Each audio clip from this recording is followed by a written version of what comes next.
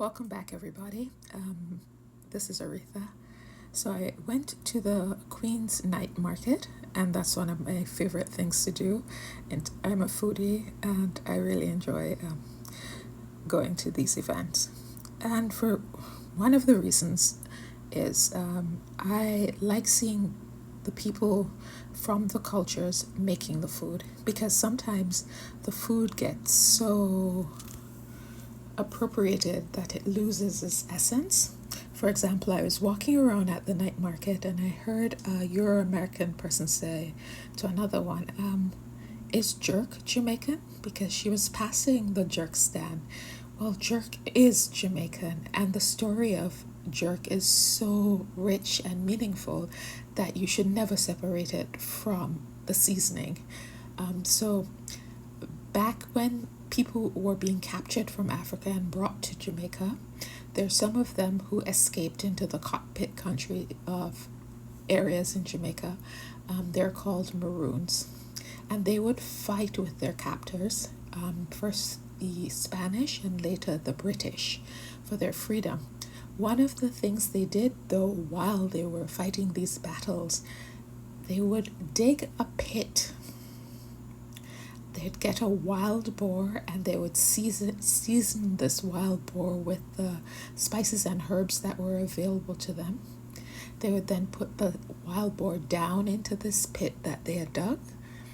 They would put coals, embers of wood down there with it, and then they would cover it over with leaves and pimento leaves and all kinds of fragrant leaf, so that when they were fighting, when the fighting stopped for the night, they could go and enjoy something to eat.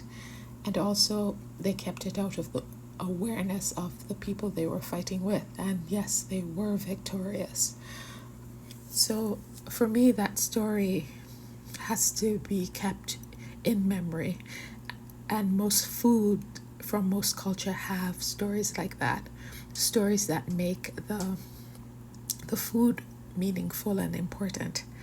Another thing I enjoy about these places is seeing culture equality.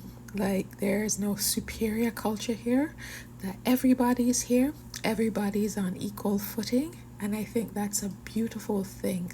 It's like a slice of utopia. Like, this is the world as we wish it, that everybody's point of view, everybody's way of seeing the world would be respected, even if it's not shared.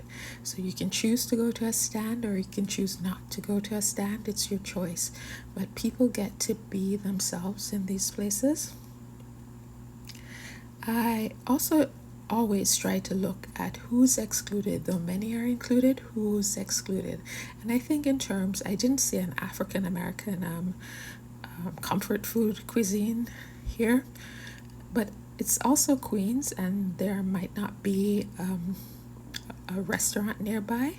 And sometimes this is a way to find new opportunities to pursue, because if there's none in the neighborhood and the food is good, then maybe this is a place for someone to start a new restaurant. So it's things like that. So wherever you are, wherever you're watching this from, do you have these kind of food events, these kinds of night market?